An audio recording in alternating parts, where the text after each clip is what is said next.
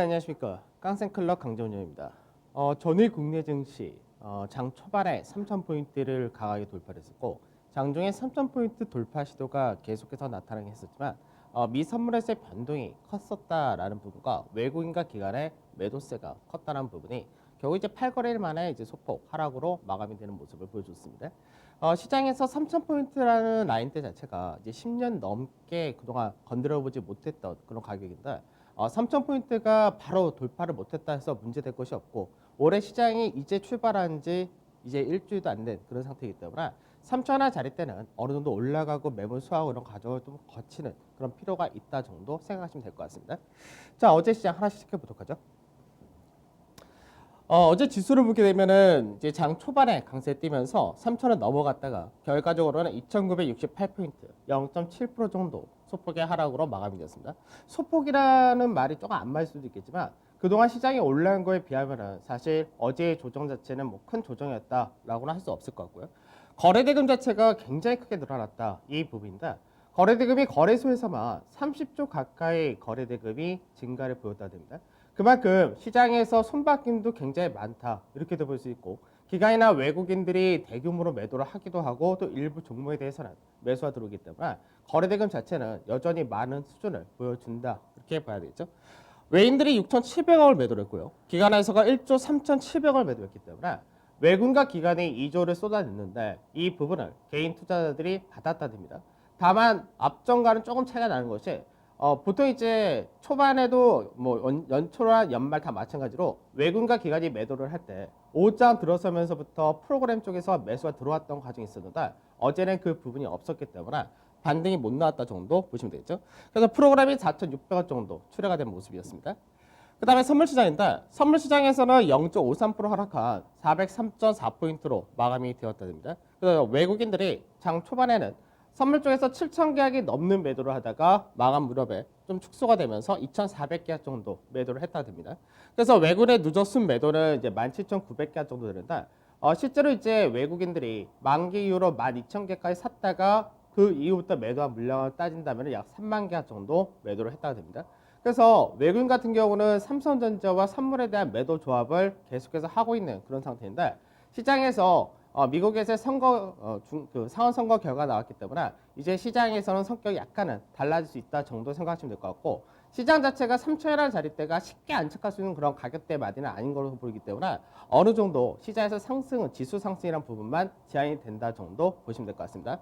다만 이제 어제 마감될 때 베이시스 같은 경우는 플러스 0.2%대로 올라왔기 때문에 오늘 시장에서 이 베이시스가 유지가 된다면 체감적인 부분에서 강세가 좀 더 두드러질 수가 있다 이렇게 보시면 되겠죠. 자, 그 다음 코스닥인데 코스닥 같은 경우도 소폭의 하락으로 마감이 되었습니다. 그래서 코스닥은 거래대금 역시 17조 5천억. 그래서 양시장이 거래대금이 45조가 넘어간 상태이기 때문에 굉장히 많은 거래대금이 나타났다는 것은 동일하다 되겠죠. 그 다음에 외국인과 기관에서 역시 동반 매도가 이어졌다 됩니다.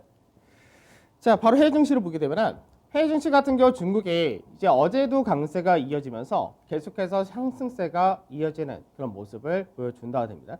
그래서 중국이라든지 유럽이라든지 미국에서의 상원 선거 결과가 이제 현재의 민주당 이쪽에서 가반을 결국 차지했다 되기 때문에 이런 부분에서 뭔가 정책적인 부분이라든지 무역적인 부분이라든지 좀 개선되지 않은 개선될 가능성이 있다. 이런 땐 기대감이 형성되었다 볼 수 있겠고 수급 자체도 연기금에서 주식 비중을 키운다 부분이기 때문에 중국 증시도 강세가 이어졌다 됩니다.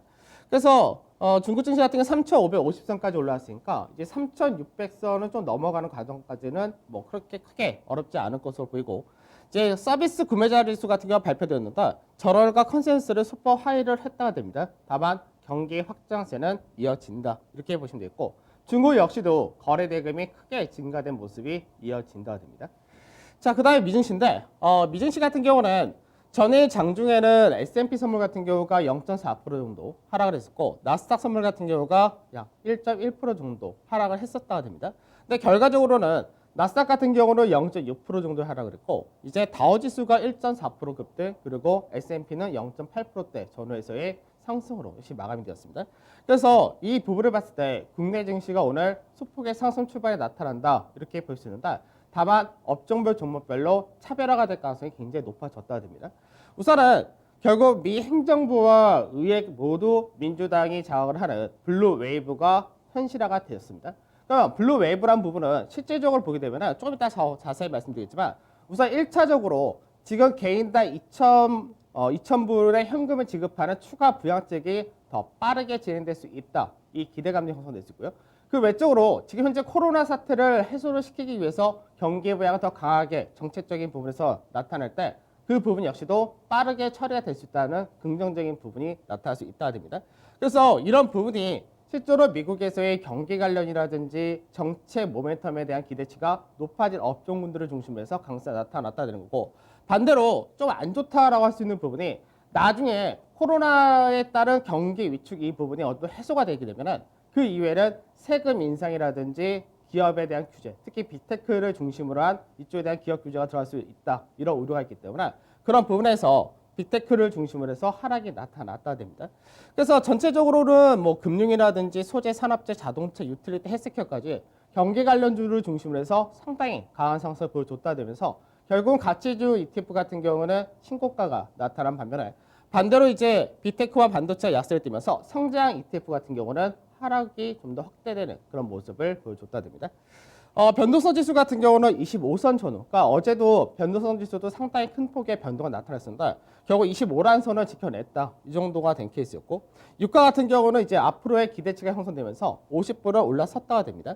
MSCI 코리아인덱스는 소폭의 약보합으로 마감되었고, 달러 인덱스는 뭐 큰 변동이 없었습니다. 장 중에는 이제 저점 한번 깨는 그림이 있긴 했었는데 결과적으로는 약보합 마감되었고, 원달러 환율은 1,088원에서 마감되었습니다. 자, 미국의 상황 결과 이 부분을 한번 보도록 하죠. 그러니까 바이든의 앞전에 주요 공약들을 보게 되면은 이제 세금 인상이라든지 이런 부분은 부정적으로 시장에서 적용될 수밖에 없는데 그 외적으로 앞으로 투자를 하고 재정 지출을 늘리고 이런 부분이 상당히 많이 잡혀져 있었습니다. 그래서 그 대부분의 재정 지출을 어디다 쓰냐 이 부분인데 가장 많이 쓴다가 된 것이 교통 운송이라든지 제조업을 지원하고 그 다음에 뭐 사회 안정망 이쪽에 인프라가 됩니다. 그래서 인프라 투자 쪽에 대해서 약 2조 불 이상을 쓴다 이렇게 계획이 잡혀 있고 그 외적으로 새롭게 신재생 에너지 태양광이라든지 풍력이라든지 친환경 관련 쪽에 대해서 역시 마찬가지로 지원을 한다가 되겠죠. 그래서 인프라 투자 관련해서는 결국 가장 크게 수혜를 받는다가 되는 것이 결국 소재, 철강 쪽과 산업재가 되기 때문에 이쪽에서 가장 강한 상승이 나타났다 됩니다. 그래서 이런 부분은 실제로 국내 증시라든지 신흥국도 상당히 좋다가 되는 그런 케이스가 되는 거고 이제 앞으로 이제 미국에서의 바이든 정책 자체가 가까운 동맹국들과 이제 교역 관계를 개선시키겠다 이렇게 되기 때문에 국내에서도 관련된 기업들의 강세가 가능하다 이렇게 보시면 되겠습니다.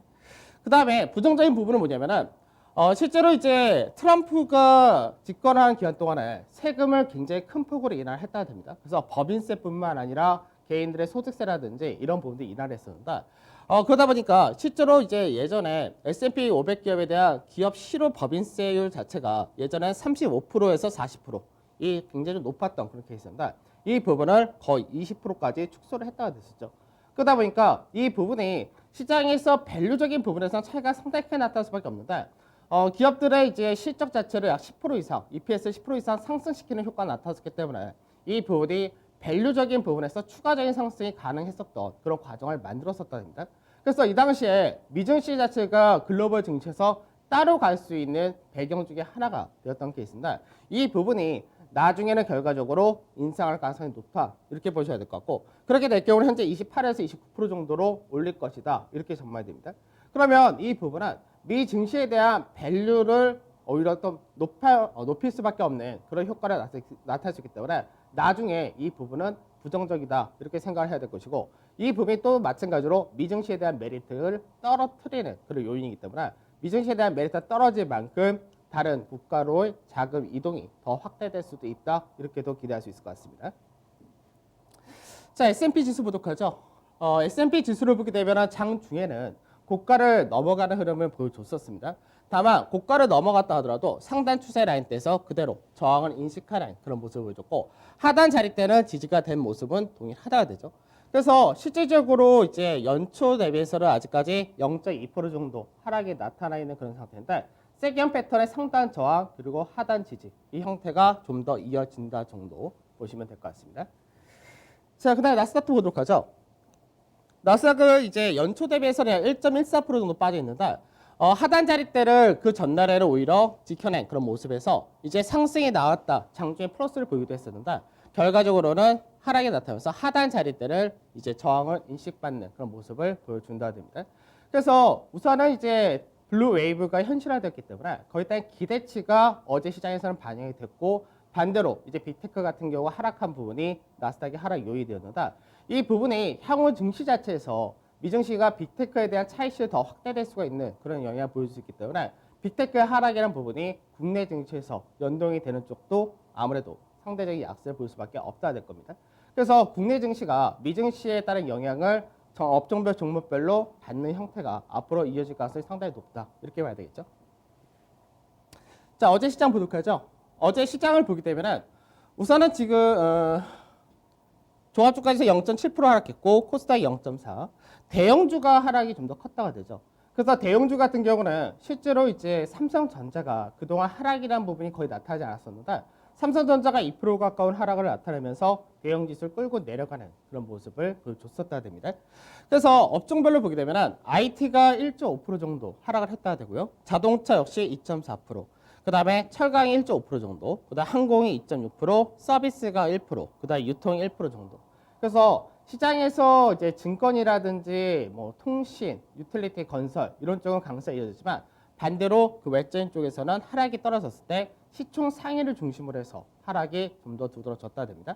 그러니까 증권 같은 경우는 상당히 강하게 움직이긴 했었는데 증권 같은 경우는 최근 들어서 거래대금의 증가란 부분, 이 부분이 사실 앞전부터 나타났는데 그게 강하게는 방영 못하고 있다가 어제 3천이라는 자리대를 돌파를 한다는 부분에서 그 부분이 모멘텀으로 작용했다 이렇게 보시면 되겠죠. 자, 그럼 증권업종 한번 보도록 하죠. 증권업종 지수를 보게 되면 국내 주시장 월별 일평균 거래 대금 이것부터 보도록 하죠. 그러니까 국내 증시가 개인들이 지금 뭐 고객 이탈금이 68조 여기까지도 늘어났다 이렇게 얘기를 하는데 시장에서 증권 계좌를 개설하고 계속해서 고객 이탈금이 증가하고 개인들의 자금이 엄청나게 유입이 되는 모습을 보여줍니다. 그래서 개인들의 자금이 중장기 성향도 있고 단기 성향도 있고 상당히 많은데 우선은 딱 보게 되면 2000년도 전까지, 그러니까 코로나 사태가 발생되기 전까지는 거래소와 코스닥 양시장 합쳐서 거래 대금이 10조가 평균적으로 나타나지 못했었습니다. 그런데 이 부분이 코로나가 나타난 이후에 동학개미 쪽에서 굉장히 많은 매수를 보여주면서 이 부분이 6월달이라든지 9월달 이럴 때는 20조를 넘어가는 그런 흐름이 나타나고 한때는 30조까지도 나타난 모습을 보여줬었다 되죠. 그런데 현재는 어떻게 되냐? 30조를 훌쩍 넘어가서 지금은 거의 33조, 그러니까 올해 같은 경우는 평균이 거의 35조 이상이 되어 있기 때문에 거래 대금의 증가가 상당히 많이 나타나고 있다가 됩니다. 그래서 앞전 같은 경우는 거래소에서의 이제 거래 대금 증가보다는 코스닥에 대한 거래 대금 증가가 훨씬 더 컸었는데 이 부분이 11월달, 12월달 넘어서면서부터 거래소 쪽에서 거래 대금이 상당히 크게 늘어난다 됩니다. 그래서 거래 대금의 증가란 부분이 지수 자체가 올라갔고 가격 자체가 올라갔기 때문에 그만큼 같은 물량을 사더라도 거래 대금의 증가가 당연히 나올 수밖에 없는데 이런 부분은 증권 업종에 대해서도 긍정적이다 이렇게 볼 수가 있는 거고 시장 전체적으로도 그만큼 수급이 확연하게 많이 움직이고 있다 됩니다. 그래서 수급이 많이 움직인다는 부분은 시장에서의 탄력적인 부분이 더 강해진다 이렇게도 볼 수 있는데 실제로 그런 부분이 주가의 급등과 급락 양쪽이 다 나올 수 있기 때문에 시장 자체의 변동성도 더 확대가 된다 이렇게 되는 겁니다. 다만 이제 증권 업종 그러면 생각할 때 증권 업종 당연히 거래 대금의 증가 나타난 만큼 그리고 신규 고객 계좌 자체가 증가를 하는 만큼 실적에 긍정적이다 이렇게 볼 수 있는데 전체적인 증권 업종 지수를 보게 되면 어제 같은 경우 3.37% 올라가면서 앞전에 2018년도에 고가를 만들었던 자리대 그 라인대까지가 약 7% 정도 남아 있다가 됩니다. 그러면 증권업종 같은 경우가 생각해야 될 부분이 뭐냐면 올해 시장에서 그럼 증권업종에 대해서 기대치를 굉장히 많이 갖고 가는 것이 좋냐 이 부분인데 어제 이제 철강이라든지 건설이라든지 이제 하나씩 요즘 말씀을 드리고 있는데 실제로 모든 업종 다 살 수가 없습니다. 그리고 모든 종목을 살 수가 없듯이 시장에서 그럼 증권업종 같은 경우는 실적을 볼 때 전년 대비해서 얼마큼 증가를 할 것이냐 이 부분인데 전년 대비해서 증가가 잘 나온다면 업종으로 볼 때는 약 20% 정도의 증가가 나온다 됩니다. 그러면 앞전에도 제가 설명했듯이 코스피 자체가 작년 대비해서 올해 실적 증가가 약 40% 정도 되기 때문에 시장 대비해서는 증가폭이 작다가 되는 겁니다.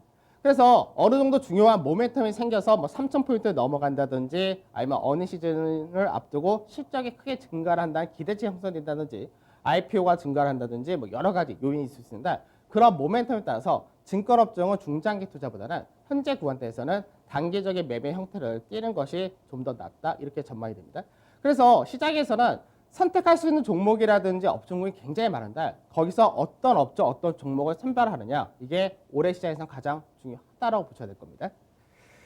자, 수급을 보도록 하죠. 수급을 보게 되면 두산 피어스 같은 경우는 이제 블록들이 있었죠. 그래서 그 부분이 매수가 컸다라고 보이는 거고 실제로는 어제 외인들 같은 경우는 카카오라든지 네이버라든지 이런 쪽을 좀 매수를 했었고 그 다음에 SK 하이닉스 그리고 SK 이런 쪽을 매수를 했다야 됩니다. 근데 전체적으로 보게 되면 은행 쪽에서도 매수가 이제 좀 강하게 들어온 모습을 보여줬다가 되죠. 그래서 시장에서 시총 최상위에서는 일부 종목들에 대해서도 매수가 들어오긴 했지만 전체적으로 수급 자체가 앞전에 11월 달과 12월 초하고는 달리 계속해서 종목별 업종별로 확대되는 그림은 동일하다가 됩니다. 반면에 매도를 한다 쪽에 결국 삼성전자와 삼성전자 우선주 이쪽에 대해서만 7천억을 매도를 했다가 되죠. 그러니까 지금 현재 개인들이 적극적으로 시장에 움직이기 시작했던 것이 이제 실질적으로 지수가 2,600을 넘어서면서부터 강하게 매수가 들어오기 시작했는데 삼성전자 그룹에만 실질적으로 개인들의 매수가 6조에서 7조에서 8조 정도까지 올라와 있는 상태이기 때문에 외국과 기관이 매도하는 물량을 개인들 대부분이 여기서 매수를 한다가 되는 거고요. LG전자 같은 경우도 최근 들어서 차익 실현 물량이 좀 강하다 됩니다. 현대차, 현대모비스까지 그리고 세트론도 마찬가지고. 그러니까 전체적으로 시장에서 시총 상위주에 대해서가 매도가 상당히 많았다. 이렇게 보셔야 되겠습니다. 자, 그 다음에 기관인데 기관 같은 경우는 이제 SK에 대해서가 어제 매수가 많았고요. 두산 피어스는 동일하게 블록들이었었고 그 다음 SK텔레콤, 그러니까 배당락 이외에 통신이라든지 은행, 증권, 보험 이런 금융 같은 경우가 상당히 주가 많이 빠졌었는데 오히려 최근 들어서 어제와 그제가 되는데 이런 쪽에 대해서 매수가 들어오면서 어느 정도 하락했던 부분을 메워준다 이렇게 보시면 되겠습니다. 그 외적으로 이제 정유주도 매수 좀 들어왔었고요. 그리고 개별적으로 순수화학이라든지 2차 전지 관련된 포스코 케미칼 그리고 증권 업종 전반적으로 들어온 모습이 있었다고 됩니다. 그다음에 매도의 경우는 1조를 넘게 매도를 했기 때문에 시총 상위 대부분은 다 포함이 된다고 보셔야 됩니다. 그래서 역시 삼성전자가 4,400원 정도의 매도가 나타났고 하이닉스가 1,300원 그리고 현대차라든지 삼성 SD라든지 세트론, LG전자라든지 그 외제 시총 상위주들에 대해서 전체적으로 매도가 상당히 컸다 되겠죠. 자, 대형지수 한번 보도록 하죠. 대형지수가 이제 과열이 들어왔다 이렇게 말씀드렸습니다. 이 부분을 하나씩 좀 따져보도록 하죠. 실제로 이제 시장에서 10월 말부터 해서 지수가 굉장히 꾸준하게 가파르게 올라왔습니다. 사실 앞전에 강하게 움직였다 이 부분은 외국인들이 움직였었죠. 그래서 외국인들이 가파르게 올라서 매수했던 적이 이제 11월 중순에서 12월 초까지가 외인들이 중심으로 지수를 끌고 갔었던 그런 시기가 됩니다.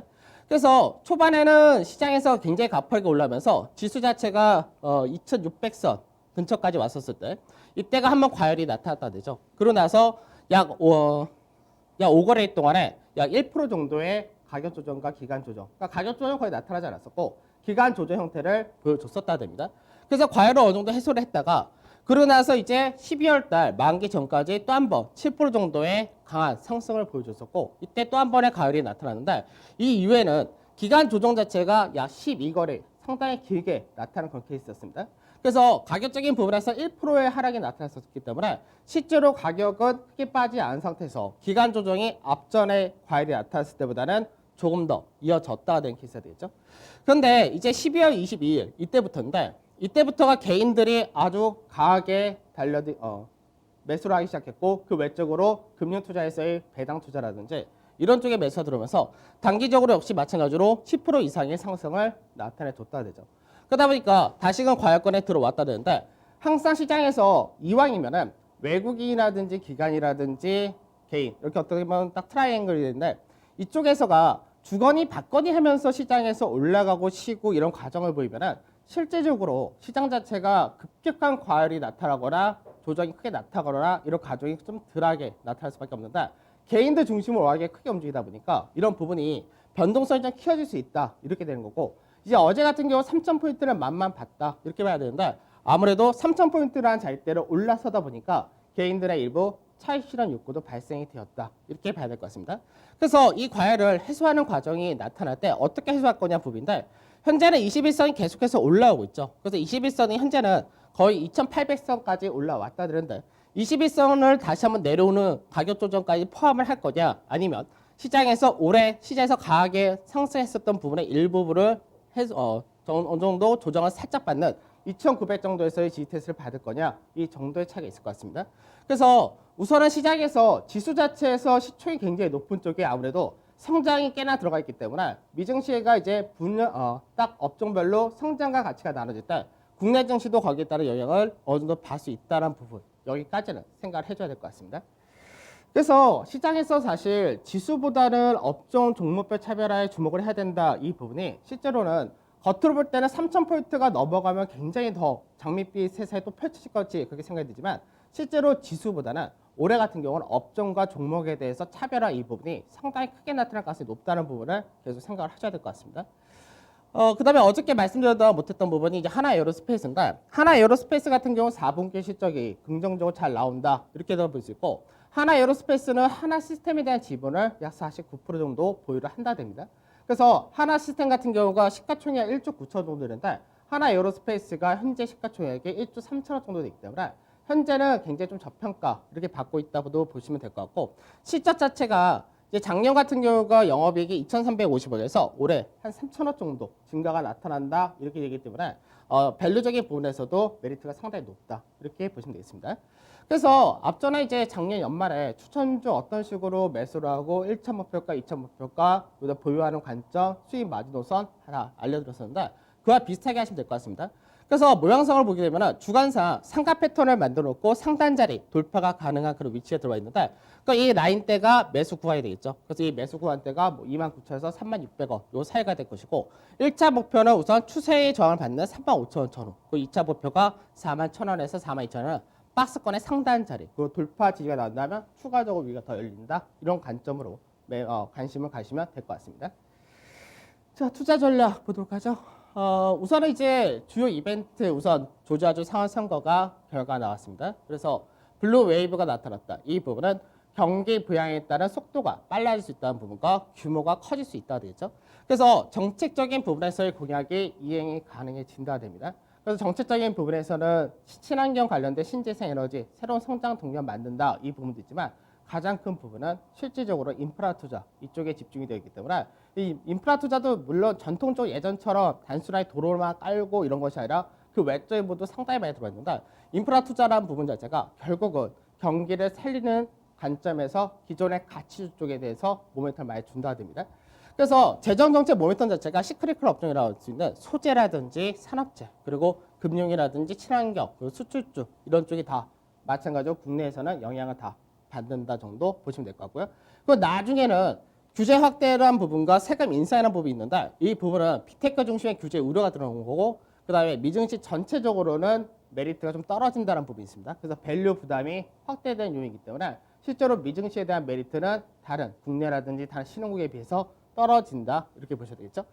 그 다음에 이제 남아있는 것이 이제 이번 주 내일이 되는데 내일 미국에서의 마이크론 테크놀로지 실적 발표가 있고요. 삼성전자도 역시 잠정 실적 발표가 있는데 실적 전망치가 예전에 10조가 좀 넘었었는데 현재는 9조 5천억 정도가 나오지 않을까. 그래서 실적은 예상치 소폭 하할 것이다. 이렇게 전망이 되고 있습니다. 그래서 이제 국내 증시 같은 경우는 글로벌 증시 대비해서 강세란 부분은 뭐 여전하고 재평가가 지속된다는 부분도 여전합니다. 다만 3천원의 자리대가 한 번에 바로 돌파를 해서 계속해서 상승을 보인다. 이 부분보다는 3천원 자리대가 단기적으로는 어느 정도 숨고리 과정이 필요하다 정도 이렇게 보셔야 되겠죠. 그래서 사실 지수 자체가 무조건 세게 올라간다 좋은 것이 아니라 너무 세게 계속해서 올라가면은 나중에 조정도 굉장히 셀 수가 있기 때문에 어느 정도 쉬었다 가는 것이 상당히 좋습니다. 그래서 중립적인 부분, 현금과 주식을 반반 이렇게 나눠주는 부분이 실제로 가는 업종과 안 가는 업종이 나눠질 수밖에 없기 때문에 이에 따라서 종목별 업종별 선별을 잘 하는 것이 중요하다가 될 겁니다. 그래서 여전히 수주 산업이라 할 수 있는 조선건설, 시크릿과 업종이면서 산업재가 되기도 하겠죠. 그다음 자동차 부품 마찬가지고 그다음에 4분기 실적이 좋다는 쪽이 현대차 그룹이 상당히 좋습니다. 현대차, 기아차, 그리고 현대제철이라든지 현대건설, 현대위아까지 해서 현대차 그룹이 4분기 실적이 상당히 좋은 케이스고요. 그다음 SK네트워크스라든지 아까 관심주로 말씀드렸던 하나에어로스페이스 이제 4분기 실적 호전주까지도 관심을 가질 그런 시기가 되었다. 이렇게 보시면 될 것 같습니다. 자, 그럼 저는 오늘 여기서 마무리하도록 하고 내일 찾아뵙도록 하겠습니다. 감사합니다.